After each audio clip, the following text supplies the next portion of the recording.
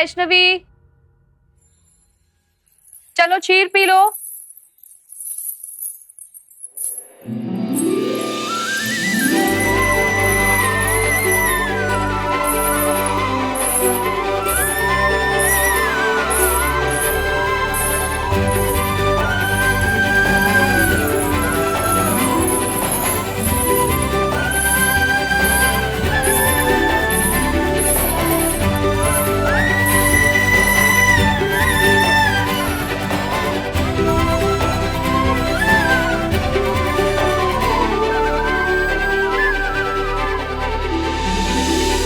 नारायण,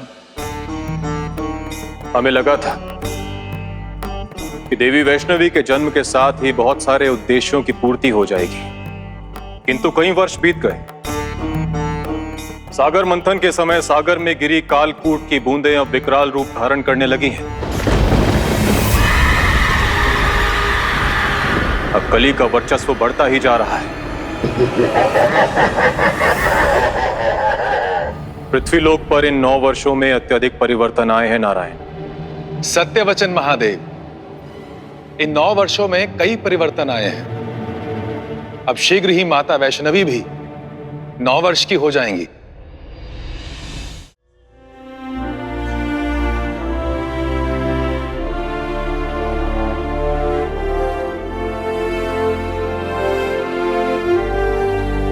प्रणाम महाराज।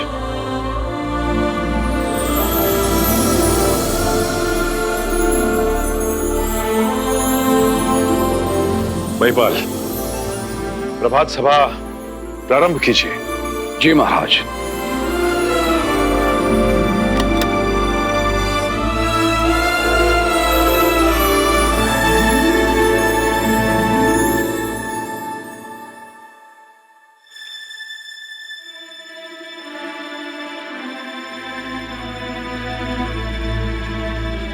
क्या हुआ महिपाल, आप मौन क्यों हो गए?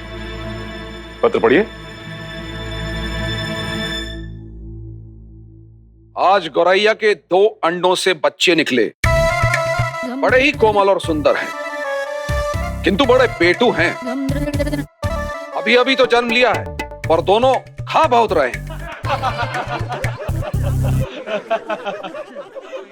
ये दूसरा पत्र भी पढ़िए।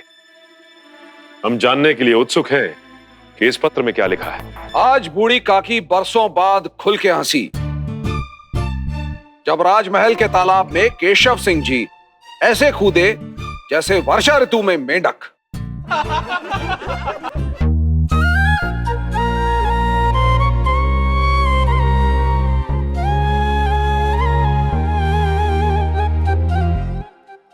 महिपाल, ये दोनों पत्र हमारे सुपुर्द कीजिए।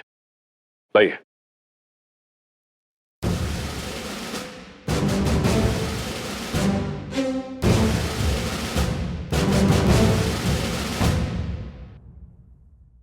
ये पत्र जिसने भी लिखे हैं, सभा में आए।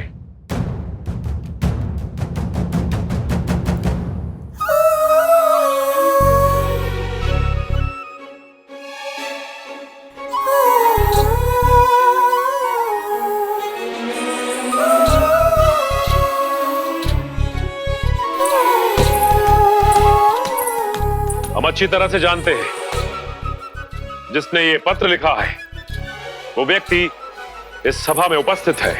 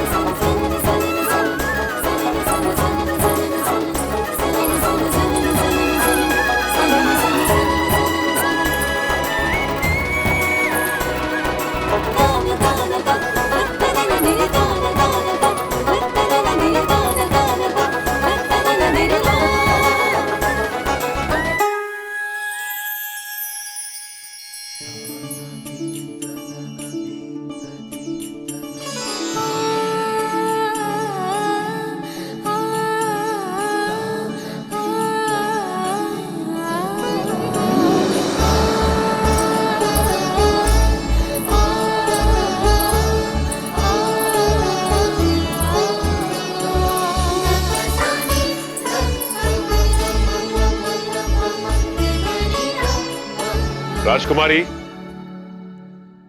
क्या ये पत्र आपने लिखे हैं? पिताजी। जी महाराज।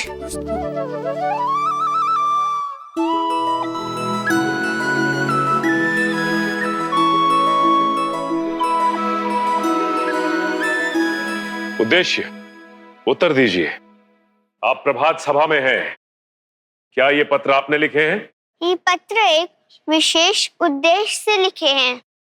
क्या है ना महाराज, आपकी प्रभात सभा बड़ी गंभीर गंभीर से होती है, उदास उदास से।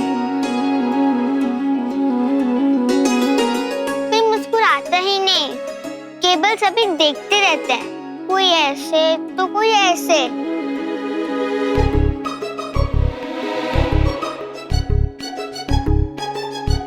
कोई हंसता ही नहीं। महिपाल जी केवल दुख भरे पत्र पढ़ते रहते हैं और सभी दुखी हो जाते हैं।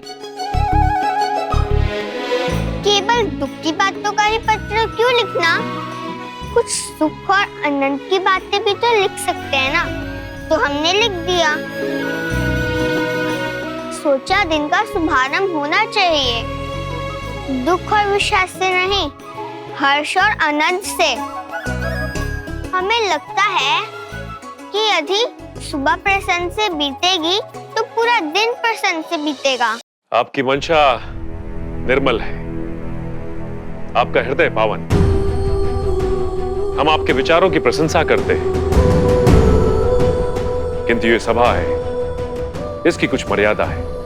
बिना उद्देश्य की बातें नहीं होती। यहाँ पे क्रीड़ा और परिहास नहीं होता। हम एक राजा हैं और हमारा कर्तव्य है कि हमारे राज्य में हो रही घटनाएं, हमारी प्रजा की समस्या और उनके कष्टों को जानना और उनकी दिनचर्या और उनके जीवन में उत्पन्न हो रहे व्यवधानों को दूर करना, यह हमारा दायित्व है।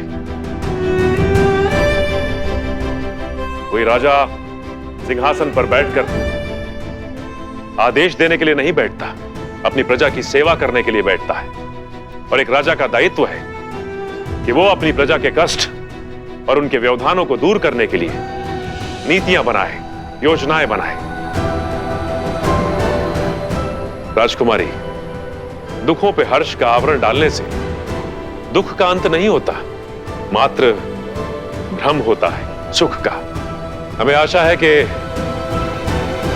आपको इस सभा की गंभीरता और इसकी मर्यादाएं स्पष्ट हो गई होंगी और आप ऐसा कोई भी कार्य पुनः नहीं करेंगे। इस सभा में तुच्छ बातों से व्यवधान डालना अशोभनीय ही नहीं, दंडनीय अपराध भी है। जी महाराज। राजकुमारी, अब आप अपने कक्ष में जा सकती हैं।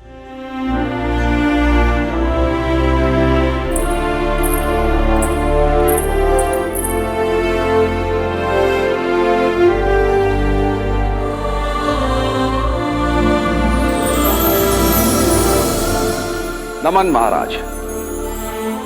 इतनी कठिन बात इतनी सरलता से आपने राजकुमारी को समझा दी और प्रतीत होता है कि उतनी सरलता से राजकुमारी समझ भी गई।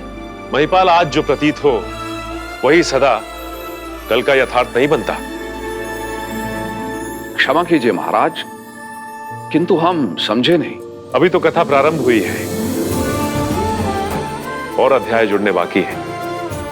अर्थात हमारी पुत्री उनमें से नहीं जो दूसरों की बातें सुनकर शांत हो जाए।